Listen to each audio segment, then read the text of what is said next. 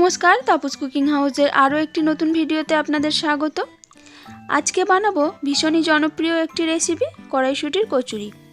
তো চলুন আর দেরি না করে ঝটপট রেসিপিটা শুরু করি। কড়াইশুঁটির কচুরি বানানোর জন্য প্রথমে যেটা লাগছে সেটা হলো কড়াইশুঁটি। আমি এখানে 500 গ্রাম কড়াইশুঁটি ছাড়িয়ে একটি মিক্সিং বোলের মধ্যে নিয়ে নিয়েছি। এবার এর মধ্যে দিয়ে দিচ্ছি অল্প একটু জল। এবার এটার একটা মিহি পেস্ট বানিয়ে নেব। খেয়াল রাখতে হবে পেস্টের মধ্যে যেন কোনো রকম দানাদার অংশ না থেকে যায়, তাহলে কচুরি ফেটে যেতে পারে। এবার ওই মিক্সিং বোলের মধ্যে দিয়ে দিচ্ছি অল্প একটু আদা কুচি আর দুটো কাঁচা লঙ্কা।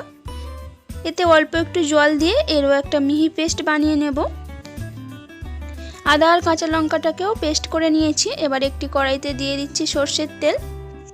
তেল গরম হয়ে গেছে। এবার তেলের মধ্যে দিয়ে দিচ্ছি 1 চিমটি হিং আর হাফ চামচ গোটা জিরে ফোড়ন। এবার এর মধ্যে দিয়ে দেব আদা আর কাঁচা লঙ্কার যে পেস্ট বানিয়ে রেখেছিলাম সেটাকে। এবার এটিকে একটু নাড়াচাড়া করে তেল ছাড়া পর্যন্ত অপেক্ষা করব। তেল ছেড়ে দিয়েছি। এবার এর মধ্যে দিয়ে দেব আগে থেকে বানিয়ে রাখা কাঁচা মটরশুঁটির পেস্ট। এবার এটাকে খুব ভালোভাবে নাড়াচাড়া করে জল শুকিয়ে যাওয়া পর্যন্ত অপেক্ষা করতে হবে আর কন্টিনিউ নাড়াচাড়া করতে হবে।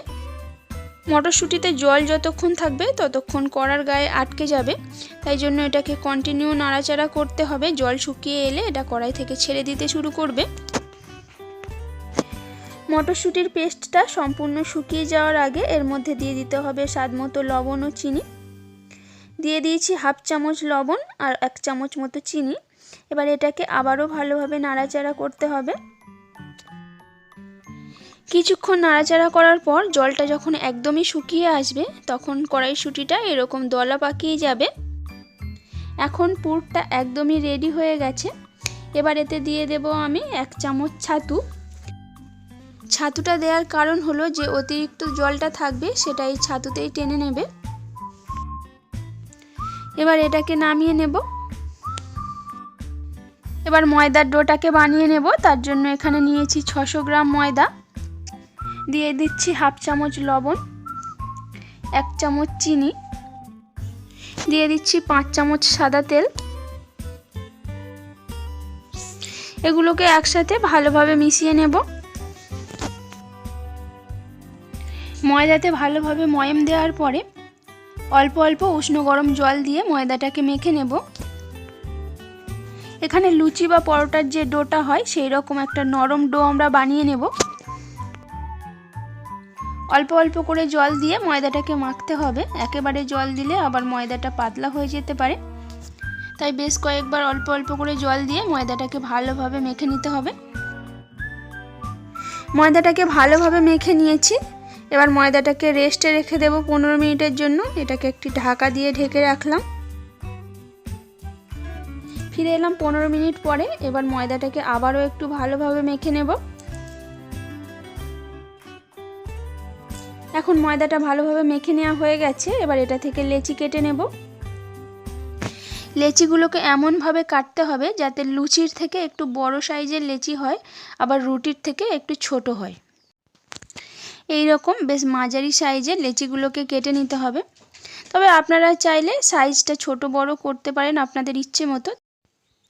লেচিগুলো কাটা হয়ে গেলে এবার লেচিগুলোকে এইভাবে গোল করে নিতে হবে, হাতে অল্প তেল মাখিয়ে নিয়ে। তারপরে এইভাবে মাঝখানটাকে একটুখানি খোড় করে নিতে হবে যাতে এর ভিতরে পুরটা দেয়া যায়। একটা ময়দার লেচিকে আমি এরকম খোড় করে নিয়েছি। এবার এর মধ্যে দিয়ে দেব কড়াইশুঁটির পুর।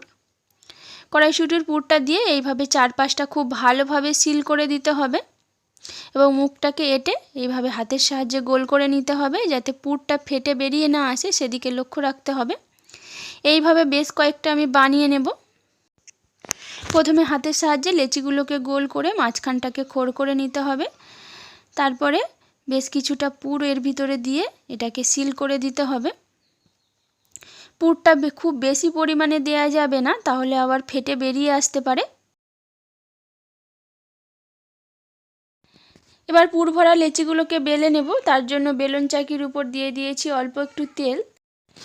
তারপরে লেচিটাকে বেলার আগে এইভাবে হাতের সাহায্যে হালকাভাবে প্রেস করে নিতে হবে যাতে ভিতরের পুরটা চারিদিকে সমানভাবে ছড়িয়ে পড়ে। এবার হালকা হাতে এটাকে বেলে নিতে হবে। একদম বেশি চাপ দিয়ে বেলা যাবে না, একদম হালকা হাতে বেলতে হবে। খুব বেশি চাপ দিয়ে লেচিটাকে বেলতে গেলে পুর ফেটে বেরিয়ে আসতে পারে, সেক্ষেত্রে তেলটা খুব তাড়াতাড়ি নোংরা হয়ে যাবে। ওই একই পদ্ধতিতে আবারও একটা কচুরি আমি বেলে নিচ্ছি। কড়াইতে তেল গরম করতে দিয়েছি, এবার বেলে রাখা কচুরিটাকে গরম তেলের মধ্যে ছেড়ে দিচ্ছি।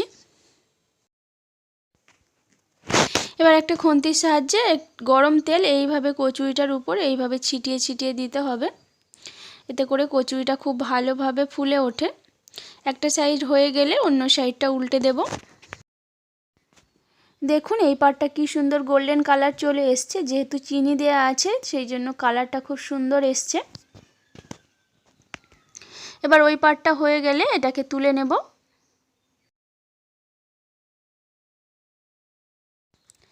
একইভাবে বাকি কচুরিগুলোকেও ভেজে নেব। আমার বানানো রেসিপিগুলো আপনাদের কেমন লাগে তা অবশ্যই কমেন্টে লিখে জানাবেন, আর যদি ভালো লাগে তাহলে অবশ্যই লাইক এবং শেয়ার করবেন। ভালো লাগলে চ্যানেলটিকে সাবস্ক্রাইব করে আমার পাশে থাকার অনুরোধ রইল। রেডি হয়ে গেছে খাস্তা গরম গরম কড়াইশুঁটির কচুরি। দেখুন কতটা খাস্তা হয়েছে, আর ভিতরের পুরটা দেখুন কি সুন্দরভাবে চারিদিকে ছড়িয়ে আছে। এটা খেতে ভীষণই টেস্টি হয়েছে, আপনারা চাইলে এটা বাড়িতে খুব সহজেই বানিয়ে নিতে পারেন। দেখা হচ্ছে পরের ভিডিওতে, ততক্ষণ পর্যন্ত সবাই ভালো থাকবেন, নিজের এবং নিজের পরিবারের খেয়াল রাখবেন। নমস্কার।